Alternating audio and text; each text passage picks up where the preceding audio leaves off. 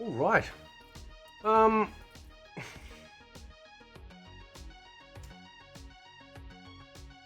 It's just a feeling, man.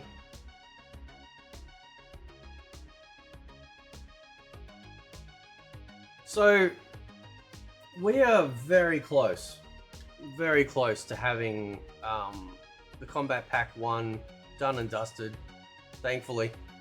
Because I'll be so glad when it's over, man, because you know we need some fresh MK blood, right? And I've been thinking about MK9 a lot lately and the impact that it had. Right? Not just as an entry into MK, but culturally, right? It felt like we got Mortal Kombat back. It felt like MK was, you know, that edgy, didn't care about upsetting the, you know, all the, you know, the uptight people out there. They just went hell for leather, right? And I wonder so much what happened. What happened between MK9 to MK10? Now we've got Injustice in there, right? So obviously this shift had started with Injustice, right? The impact of Injustice, but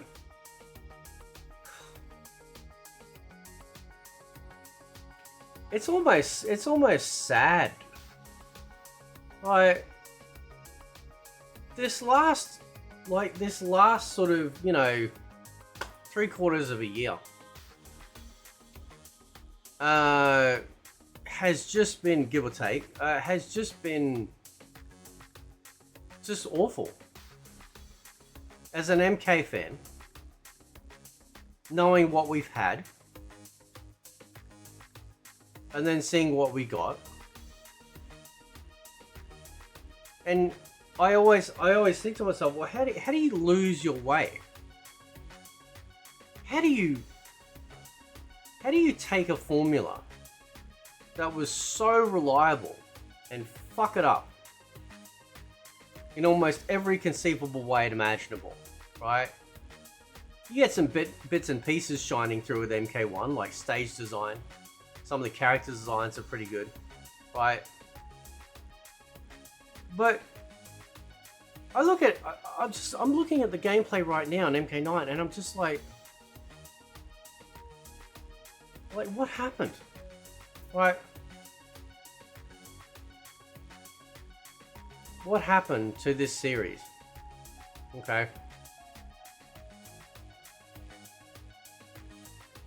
We've had, over the years, we've had some of the people, some of the senior heads like Steve Moran and Ed Boon come out and they say that we're not going to have women showing up to fight in bikini, or, you know, we went too far with MK9. And what do you mean too far? What the fuck are you on about? Too fucking far. What? What was far? Oh, what, women dressed scantily like you've had in previous games? Was that too far? Was that the line that you thought we shouldn't cross, right? But then introducing in MK10 like highly detailed and highly graphic fatalities that got even worse in MK11. Maybe scale back a bit in MK1. But that's okay, right? That's not the line you'll fucking cross, right? And then we now know, and I've done a video on this, you can look it up yourself, that Sweet Baby Inc. have been involved with Warner Brothers for quite a while. Because when you look at all their properties that Warner Brothers has been putting out, it has been highly infectious, you know, the highly infectious disease known as woke ideology is permeating through almost every facet of it. You know, and it's so weird, right? Because like, this is what happens when you hire activists or let activists run the direction of your game, right? Because we all know that the reason why they did it was for money. We know that because they get tax breaks, they get bonus incentives, all that, because forces outside of the gaming industry have been for quite a number of years been pushing this sort of woke crap upon people and upon gaming and upon movies and upon TV shows to, you know, essentially create a destabilization to essentially what was the norm. And we see it in everything. It's disgusting, right? and absolutely decrepit. Like, it's a rot that just destroys. Now I look at this, I see Scarlet, right? She's not running around like absolutely naked. You know, nobody cared back then. Nobody gave a shit. People loved MK9. Now, have you seen me going back and forth with some of these Only Pros, right? Some of them have been okay, some not so okay, right? You've seen me go back and forth with certain people in the community. Some of them may or may not have been shills, depending on what your perception is. Mine certainly was that some of them were for a while, right? Maybe that's changed, I don't know. But I tell you what, back when MK9 came out, we were all together. We were all an MK family. And we're not anymore, right? They have taken something that was just an amazing fighting game to sink your teeth into, because you knew what to expect. You knew you'd have great characters, great stages, stage fatalities, great fatalities, any other finishing moves. What are the secrets going to be? You know, so much meta is involved with MK when you're a fan, right? Not to mention story, character stories, you know, like the overall story, then the character story. Look at this stage, dude. Look at this stage, man. Right? I would trade every stage in MK1 for this just singular stage right here. Because it has all of this personality. You got a dragon in the background of the fucking building. You got a Solnado happening in the middle of the graveyard, which never used to be a thing. And these questions start to go through my mind. Whoa, hang on. What's going on here? Right? Who caused the Solnado? It makes sense, it's in a graveyard, they're sucking the souls out, but I don't think the souls are actually there in the graveyard, so where are they coming from? All these questions. The reason why I have all these questions is because this was what was so great about Mortal Kombat. It laid these foundations where you'd sit there well after the game had stopped being played for the night and go, oh man, like, well, like, you know, like, what's this priest in the background? What's he saying? What's he talking about? Right? You can see in the background them walking up to the altar, right? The light coming through and the dragon symbol. What's up those stairs, right? This is all the cool shit that makes Mortal Kombat amazing, right?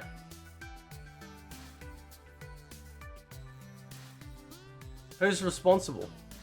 Almost everyone is responsible. All of us, right?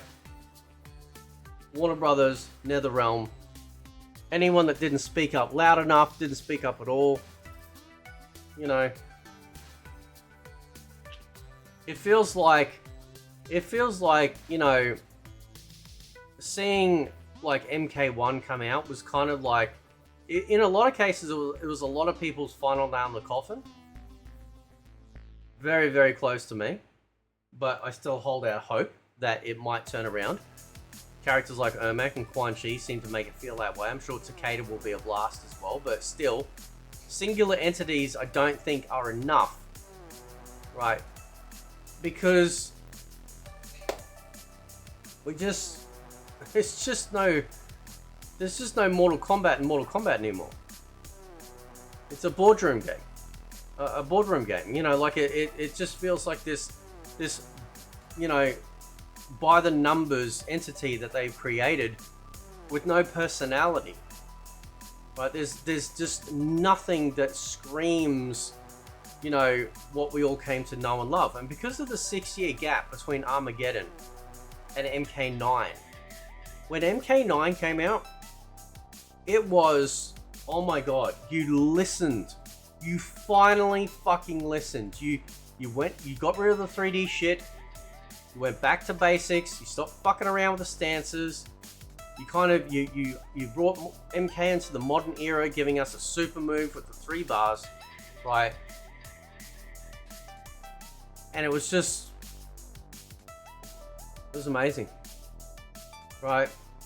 Like, just absolutely amazing.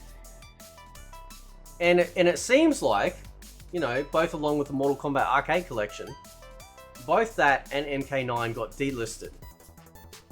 With no reason. I've speculated before on the channel, I've speculated why. But why would they delist essentially some of the greatest fighting games ever created, as far as I'm concerned, but also some of the greatest Mortal Kombat games that they've ever created? Why would they get rid of that? What is the purpose here? Yeah? And I think the purpose is this. Because they wanted to try and, like what we see a lot with the world going on, try and erase history to formulate a new one. So that way people don't have a choice to go back and try stuff out. Now, if you're on PC, you can easily do it. You can load up emulators and play all the old games. And that's great. That's a blessing. I'm very, glad that I'm able to do that and showcase some of these ones to you. Like, I've been reviewing the games over the course of a couple of years. So that way, so you guys can see the true legacy of MK, right? But I think they did it because MK9 MK9 is like the Jesus of modern Mortal Kombat games, right? Everything about it is amazing, right? I don't think I've ever heard a single person talk negatively about the game in a way that makes them go, you know what, I prefer MK10, or I prefer MK1, or I prefer MK11. Now, maybe, sure, if you grew up playing anything from MK10 onwards, you could possibly say that. Maybe. If you had never experienced the greatness of MK9. But I'm telling you, man. I'm telling you, right? MK9 is just like...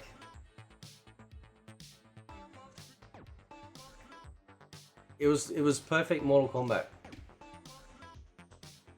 It was perfect Mortal Kombat. Now, obviously, there have been people I've spoken to in the pro scene that said, oh, well, there was this issue and there were certain characters that did these things. Sure, okay, absolutely. But I want you to think about this for a second. Where would MK9 be now if it didn't get delisted and was still available? 99% of people would probably be playing this game even after a brand new MK release. You think about that for a second. Now, unless I'm wrong, they're the only fighting game developer I can think of that has actively delisted one of its most profitable and popular fighting games.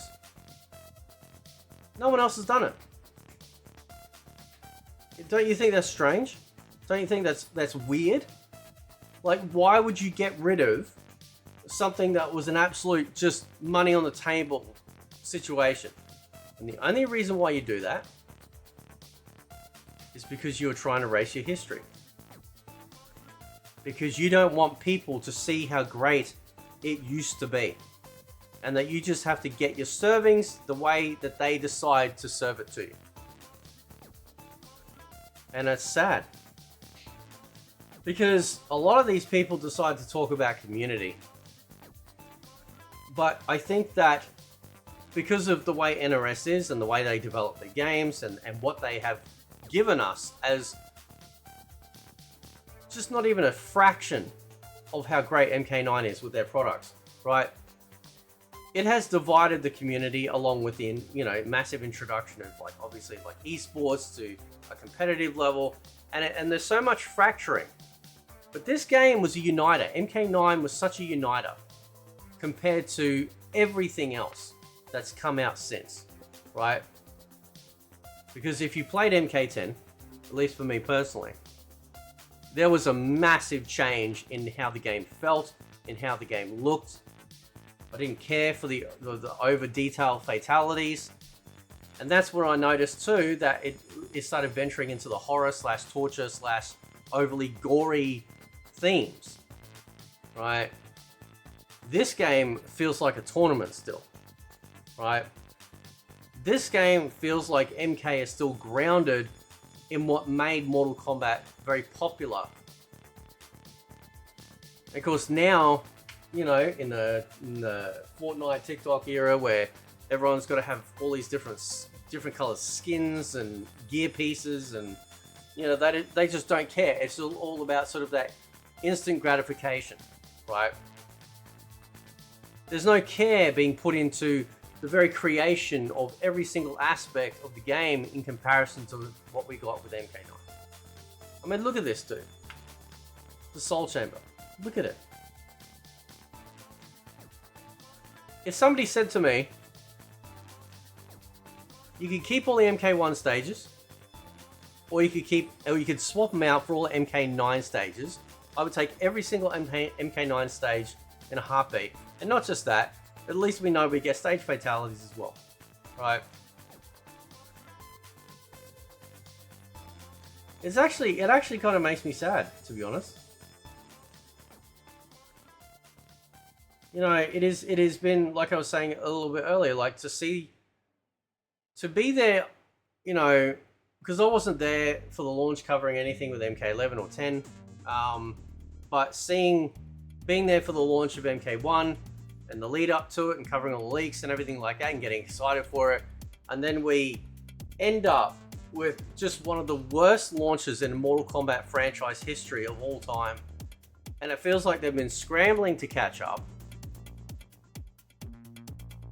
You know, and that's why I've said multiple times, maybe MK should be sold off to someone that actually understands what Mortal Kombat is. Ed Boon's getting old. He's probably going to retire at some point soon, you know. And then who's going to be in charge of it then, right? All the wokies at NetherRealm, right? Like, I've talked about this before, like certain things, like the massive amount of detail and feels like torture porn when it comes to fatalities. That really puts me off. I'm not against killing moves. I've been a fan of that since the very first MK game. But it feels like there's this very deliberate direction in pushing the game in a certain way, you know, and then at the same breath they go, oh, we can't have women that are sexy. Are you fucking stupid? Really? It's just sad, man.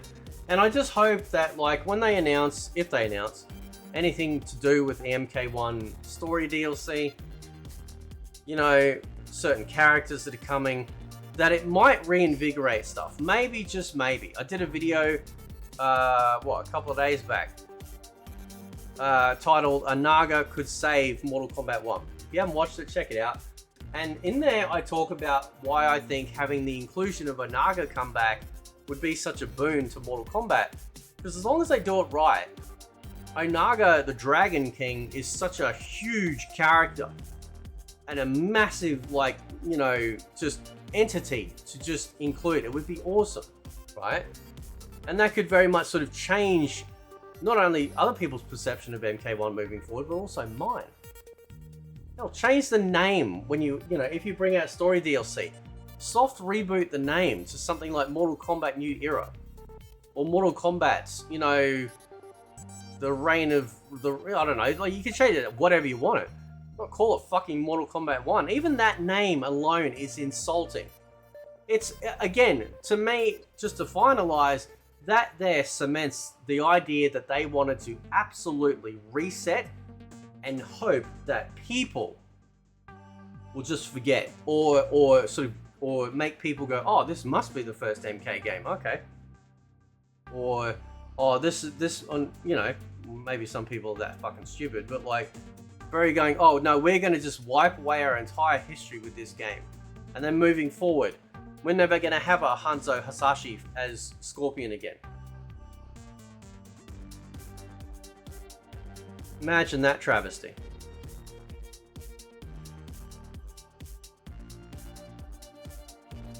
It's just sad, man. It's just sad, and I can't believe it. I can't believe it. You know, like, you know how far it's fallen.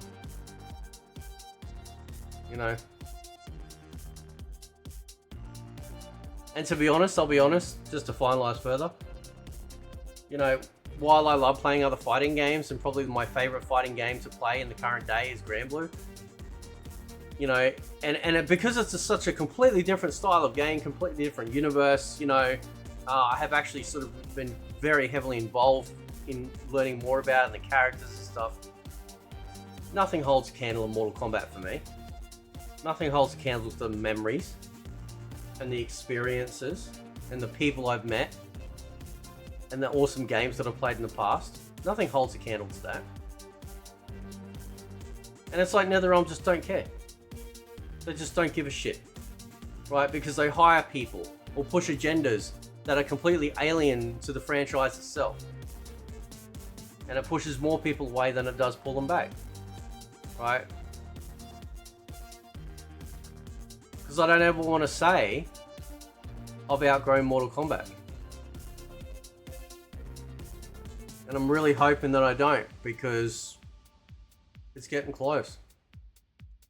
And it sucks, you know, because when the world's shit, you know, at least you had some things that you could rely on, right? You had some games or movies and stuff that you could just, yeah, that's it, man. We're gonna slow this shit up and just tune out from the world, you know. Anyway, I'll leave it there. Let me know what you guys think. Catch you next time.